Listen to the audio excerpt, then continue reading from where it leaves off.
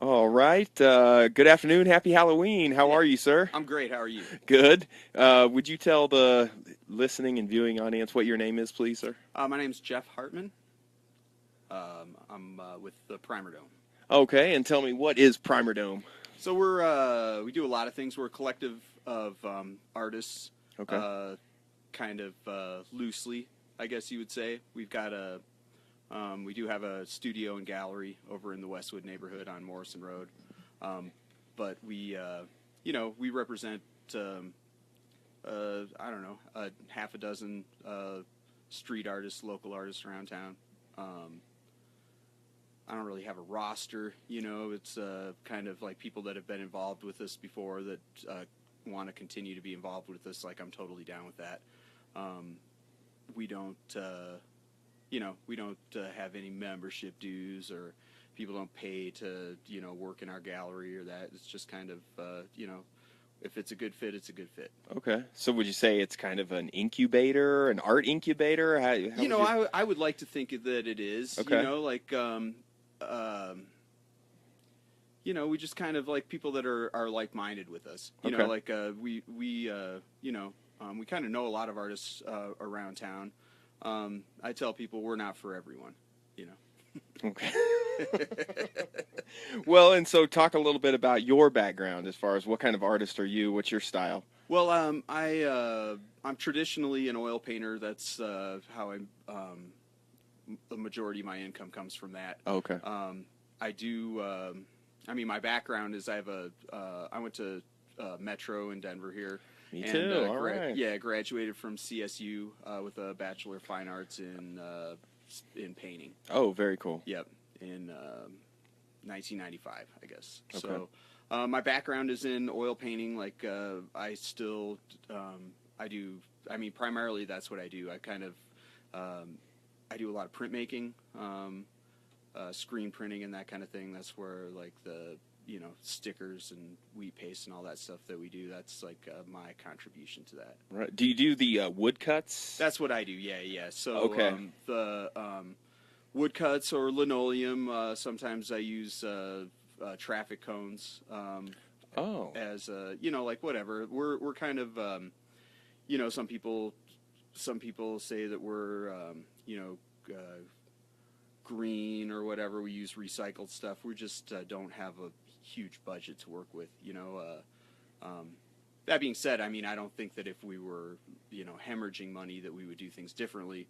That's just kind of the way that we go. So like anything I can get for free, I'm going to try and use that as opposed to going and buying something. Right.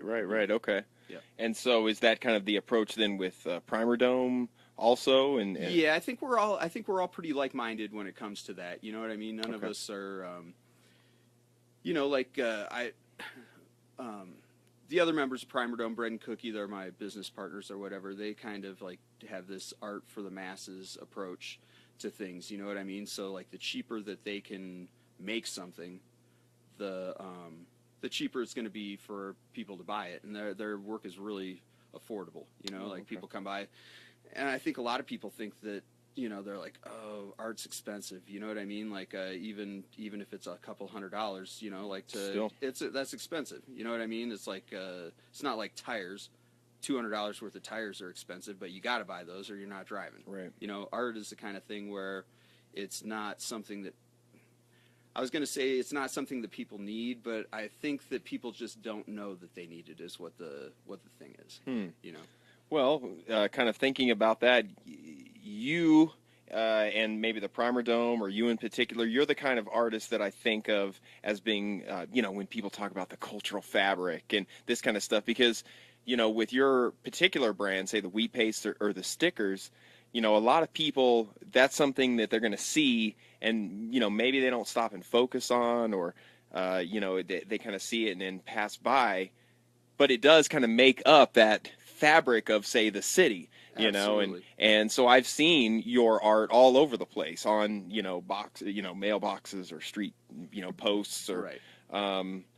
and I don't know, I guess I'm rambling there, Well, but no, we're visual beings. You know what I mean? Like I've heard that.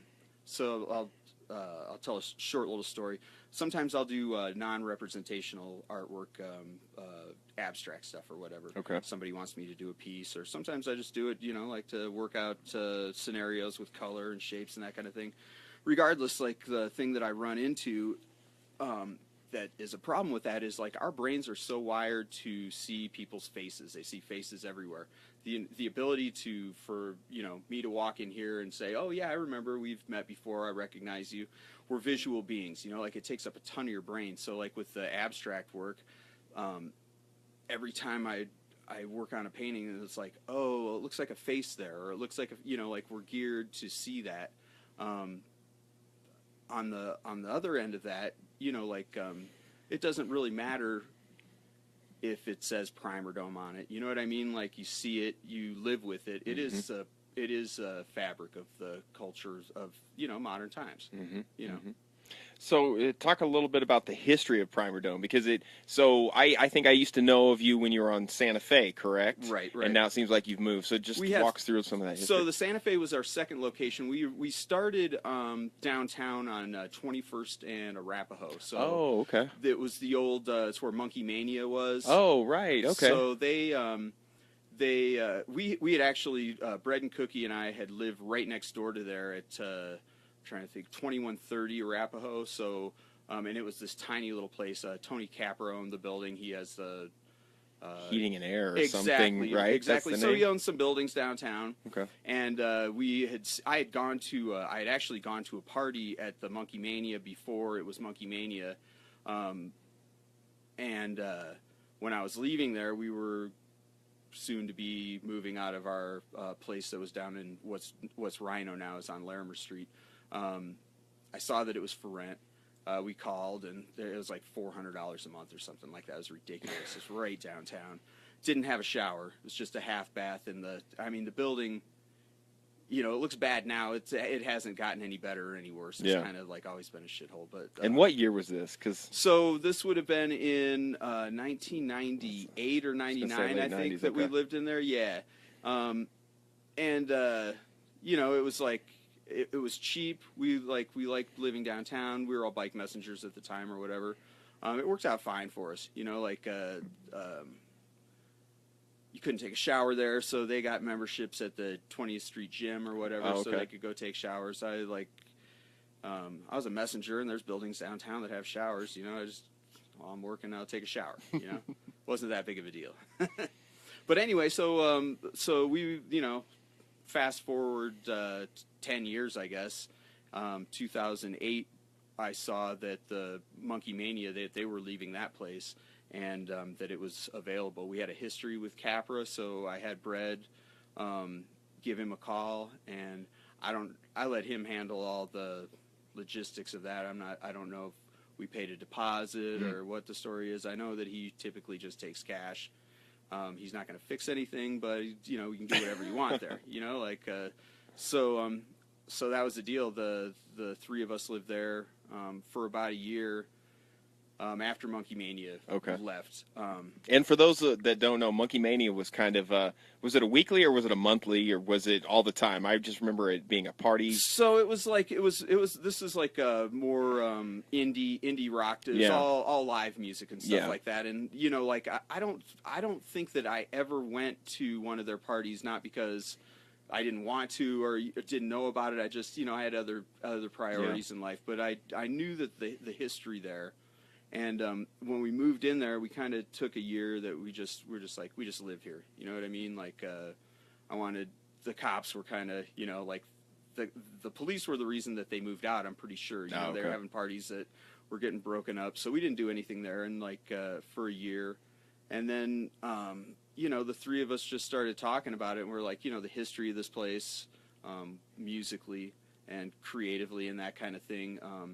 The three of us lean more towards the underground rave type culture of the 90s and that kind of thing, and where we wanted to kind of keep the venue going in a musical vein. It was different than what Monkey Mania was doing.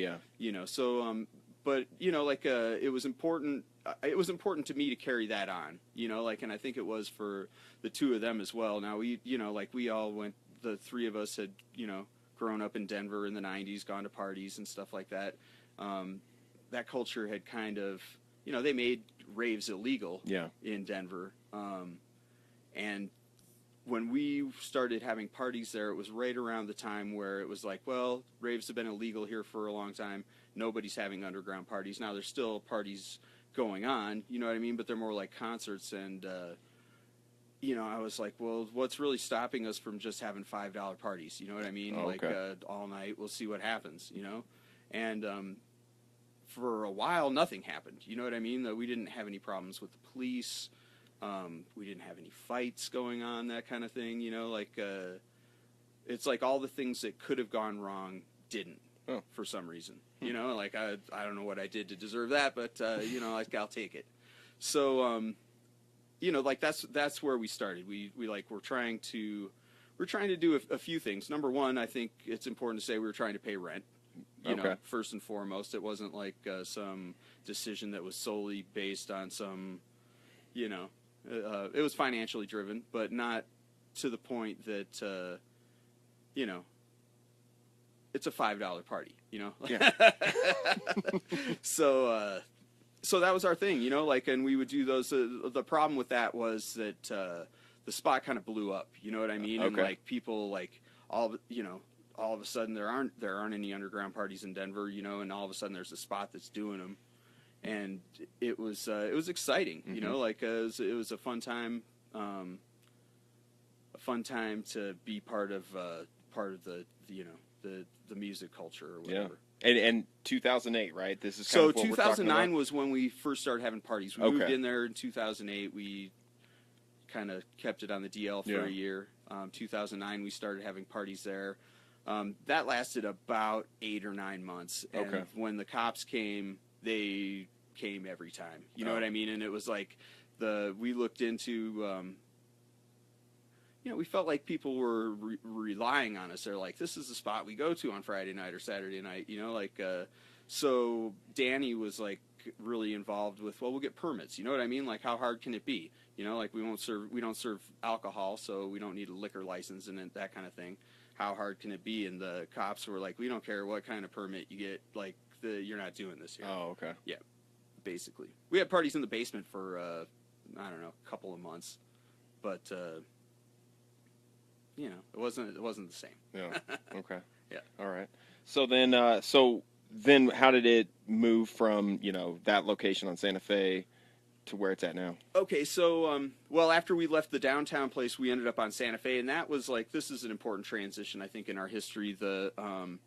We kind of went from being strictly music-based to, I don't know how. Danny, again, was the one that found the spot on Santa Fe. I don't know what the logistics of that are, but it was a interesting opportunity because all of a sudden we're like right in the art district. You know what I mean? Where like before we were like downtown, you know, like it was good downtown because clubs get out, you know, people come to the after party or whatever.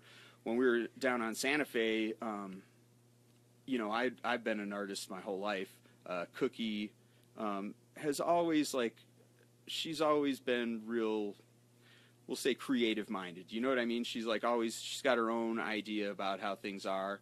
And like, you know, like she's the same way, whether it comes to making paintings or brushing her teeth or walking the dog, you know what I mean? Like she just thinks that way.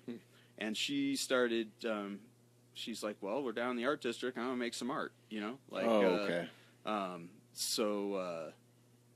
and, you know, a lot of our friends are artists and that kind of thing. I'd kind of taken a break from making visual art at the time. I had some health issues.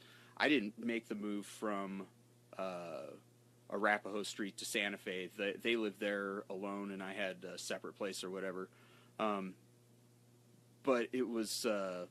all of a sudden, people are not only wanting to come to check out what PrimerDome has going on musically, but like you know, visual arts and that kind of thing. You know, like, and we had a tremendous amount of success down there. That's where we met Carmine Diaz, black metal. You know, we had some other artists that were that were working with us. But we were still having parties there every Friday and Saturday night. Okay. And you know, like the one thing that I've learned about having underground parties is you can't blow up one spot. You know, like as soon as people in Denver are pretty like tolerant. You know what I mean? Like the neighbors all, you could tell they were mad, but they weren't. You know what I mean? They weren't calling the cops. When the cops started coming, they didn't leave again. So, okay. You know, we went through they moved to another spot on Santa Fe, but it was all of a sudden we're getting away from the music thing. Now it's just a storefront only selling art, which I think was a great idea.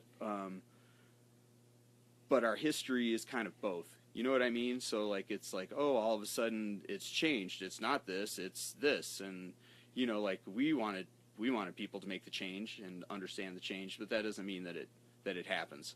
Then we moved into the Denver Art Society there on Santa Fe at between 7th and 8th. Okay. Lived there for a year or something like that. Showed art there. It was cool. Now we're down on Morrison Road, and it's all ours again. Okay. And I think with the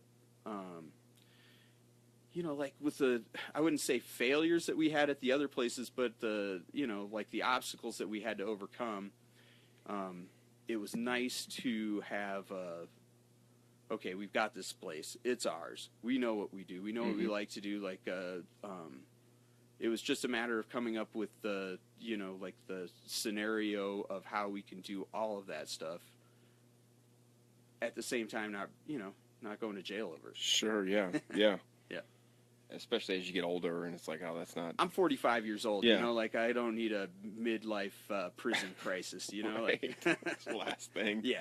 So you've been making art for a long time. Yeah. In Denver all your life, then, born and raised? No, well, I was born in Toledo, Ohio. Okay.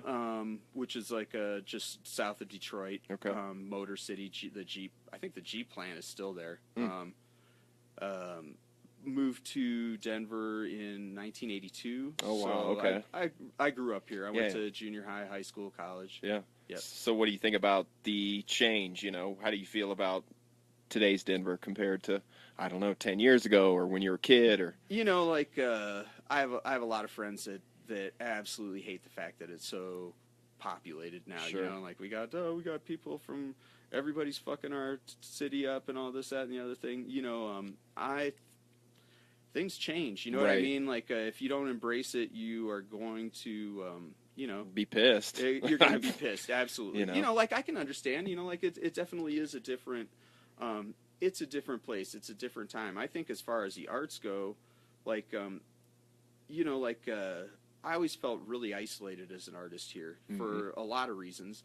You know, like I had friends that owned galleries or that were artists and that, but it wasn't like it wasn't a big community type of thing. You know what I mean? And like, I think that what's going on now in Denver is, I mean, it's really exciting. You know, like from the street level up, you know, like there's so many different kinds of artists, that, you know, it blows me away. You know, it's great. It's expensive to live here now, which makes things challenging for people that are, you know, struggling, you know, like, and I understand that better than anyone. We kind of have a knack for finding crappy places in neighborhoods that are, you know, I grew up south of Detroit. Like there really aren't any terrible neighborhoods in Denver. You know what I mean? Right. Like, yeah. The, you know, like, yeah, it's not that people don't get killed. People get killed. People get mugged here. You know what I mean? It's not like it is there. You know what I mean? So, but overall, I know what you're saying. I mean, there aren't any, and anymore with what's happening. I mean, it's hard to say, and I can't stand when new people say, "Oh, watch out for this neighborhood. Watch out for," you know. You're like, well, what are you talking about? Right. You know, I mean, the Highlands used to be a crappy neighborhood. Right. Like, yeah. It was a lot like the neighborhood that we're down in Westwood. So that's like Barnum, then Alameda and Federal, and then Westwood south of that.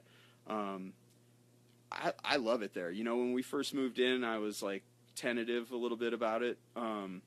but I can't imagine where, we're close to downtown. Our rent's super cheap. We've got a landlord that lets us do whatever we want. Oh, cool.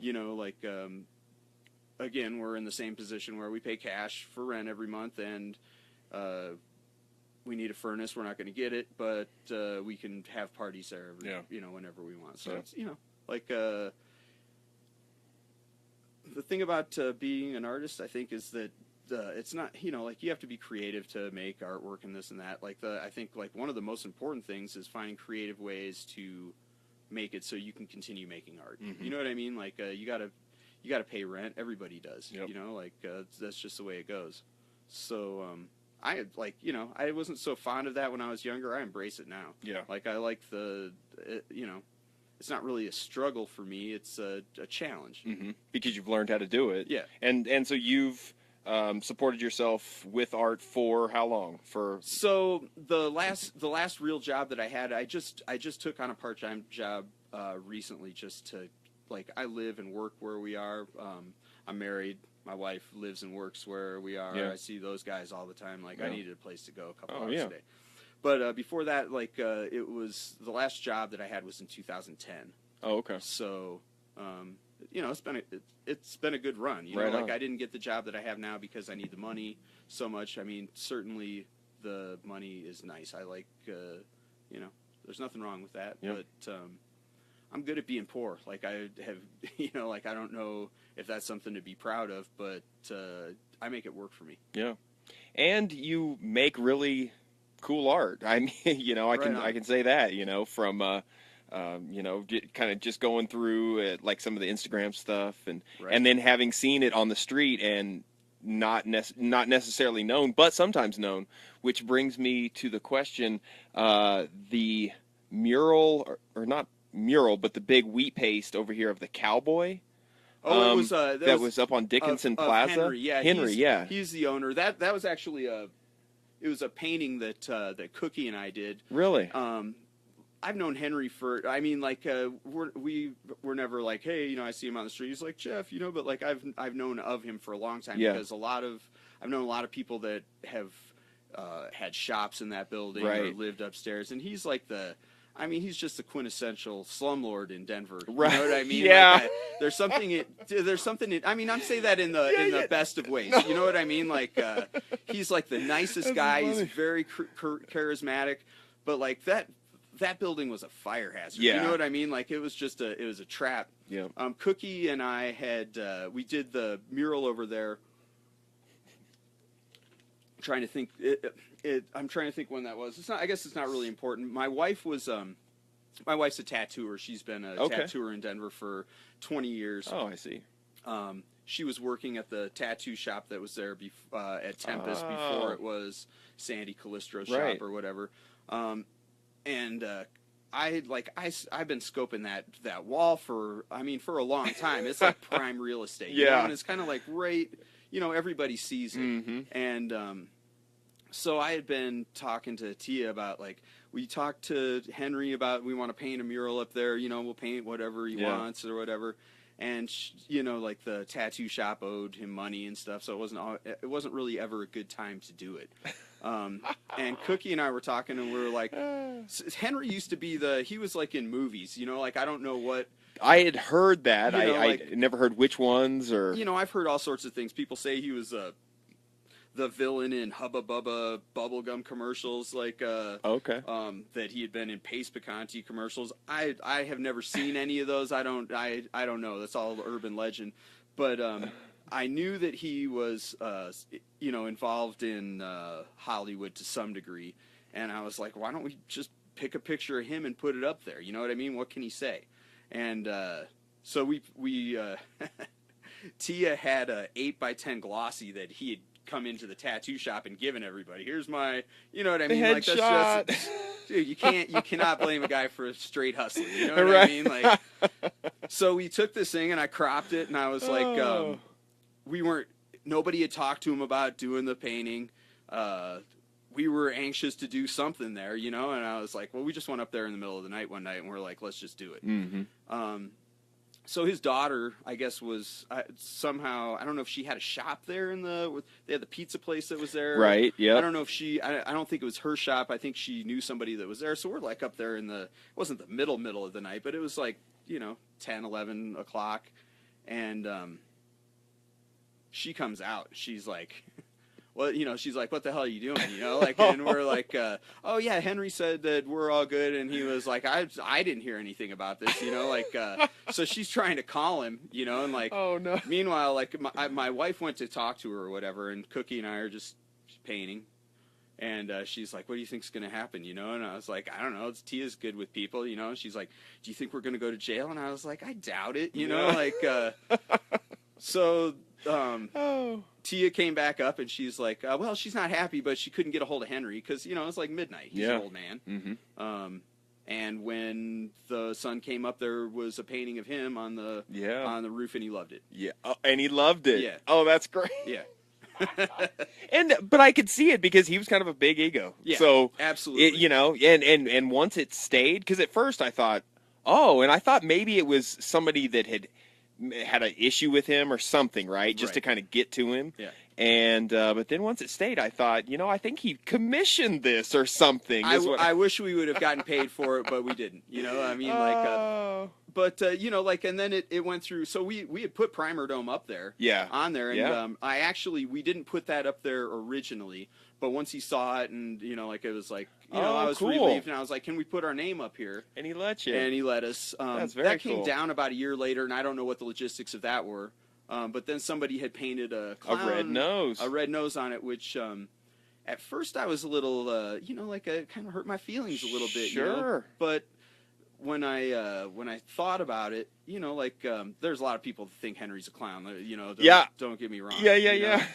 So, and it's a public piece. It was so perfect in a way. That's what I thought. I was mad about it for maybe a day, and then I figured, this thing's taken on a life of its own. We'll just let it be. Oh wow! Yeah. I'm so glad to have this story documented. Yeah. I mean, I wondered, because I had my own run-in with him when I went and I thought I was going to open a screen printing shop in there, right? And so I thought I was doing what I should, and I went down to the city to talk to him about zoning or something. Right. Well, they'd sent somebody up there to check it out. Yeah. And it was some kind of inspector. Yeah, so all of a sudden, I get a phone call, and he's screaming at me on the phone, how could you send so... And I'm like, I just thought I was doing something to open a business. I didn't realize this was some shady, real estate deal thing. He's definitely old school Denver.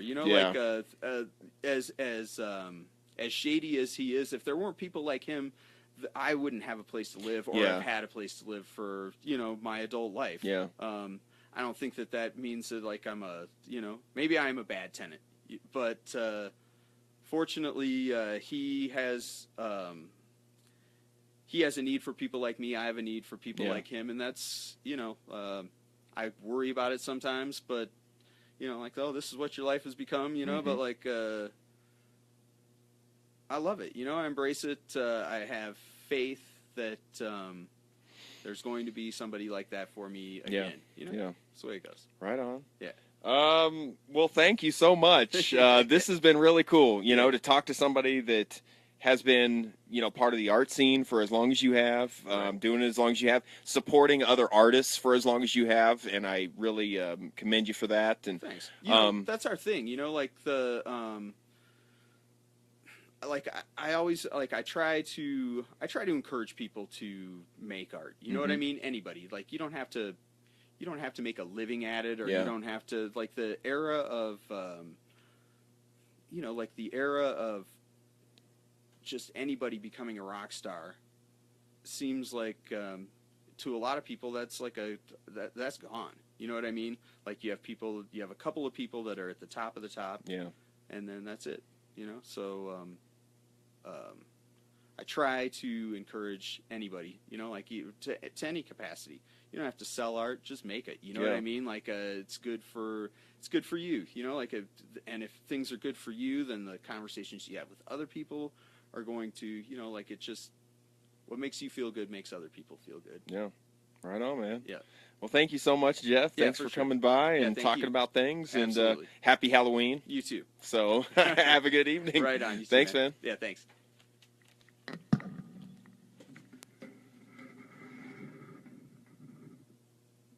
Think of as being, when people talk about the cultural fabric and this kind of stuff, because, with your particular brand, say the wheat paste or the stickers, a lot of people, that's something that they're going to see and, maybe they don't stop and focus on, or, they kind of see it and then pass by, but it does kind of make up that fabric of, say, the city. Absolutely. And so I've seen your art all over the place on mailboxes or street posts, or Right. and I don't know, I guess I'm rambling there, Well, but no, we're visual beings. You know what I mean? I've heard that. So I'll tell a short little story. Sometimes I'll do non-representational artwork, abstract stuff or whatever. Okay. Somebody wants me to do a piece, or sometimes I just do it. Like to work out scenarios with color and shapes and that kind of thing. Regardless, like the thing that I run into. That is a problem with that is like our brains are so wired to see people's faces. I think we're all pretty like-minded when it comes to that. You know what I mean? None of Okay. us are, the other members of PrimerDome, Bread and Cookie, they're my business partners or whatever. They kind of like have this art for the masses approach to things. You know what I mean? So like the cheaper that they can make something, the cheaper it's going to be for people to buy it, and their work is really affordable. Like people come by, and I think a lot of people think that they're like, oh, art's expensive. You know what I mean? Like even if it's a couple $100, like that's expensive. You know what I mean? It's like it's not like tires. $200 worth of tires are expensive, but you got to buy those or you're not driving. Right. Art is the kind of thing where it's not something that I was going to say it's not something that people need, but I think that people just don't know that they need it is what the thing is. Well, kind of thinking about that, you and maybe the PrimerDome, or you in particular, you're the kind of artist that I think. If it's a good fit, it's a good fit. Okay. So would you say it's kind of an incubator, an art incubator? I would like to think that it is. Okay. We just kind of like people that are like-minded with us. Okay. We kind of know a lot of artists around town. I tell people we're not for everyone. Okay.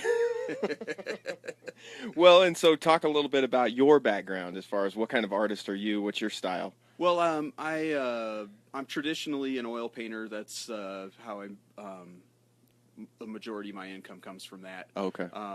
I do. My background is I went to Metro in Denver here. Me too. All right. Yeah, graduated from CSU with a Bachelor of Fine Arts in painting. Oh, very cool. Yep, in 1995, I guess. Okay. So my background is in oil painting. Like I do. All right. Good afternoon. Happy Halloween. How are you, sir? I'm great. How are you? Good. Would you tell the listening and viewing audience what your name is, please, sir? My name's Jef Hartman. I'm with the PrimerDome. Okay, and tell me, what is PrimerDome? So we do a lot of things. We're a collective of artists. Okay. Kind of loosely, I guess you would say. We do have a studio and gallery over in the Westwood neighborhood on Morrison Road. But we represent, I don't know, a half a dozen street artists, local artists around town. I don't really have a roster, it's kind of like people that have been involved with us before that want to continue to be involved with us. Like, I'm totally down with that. We don't have any membership dues, or people don't pay to, work in our gallery or that. It's just kind of, primarily that's what I do. I do a lot of printmaking, screen printing and that kind of thing. That's where like the, stickers and wheat paste and all that stuff that we do, that's like my contribution to that. Right. Do you do the woodcuts? That's what I do, yeah. So okay. The woodcuts or linoleum, sometimes I use traffic cones. Oh. as like whatever. We're kind of some people say that we're green or whatever. We use recycled stuff. We just don't have a huge budget to work with. That being said, I mean, I don't think that if we were hemorrhaging money that we would do things differently. That's just kind of the way that we go. So like anything I can get for free, I'm going to try and use that as opposed to going and buying something. Right. Okay. Yeah. And so is that kind of the approach then with PrimerDome also? And yeah, I think we're all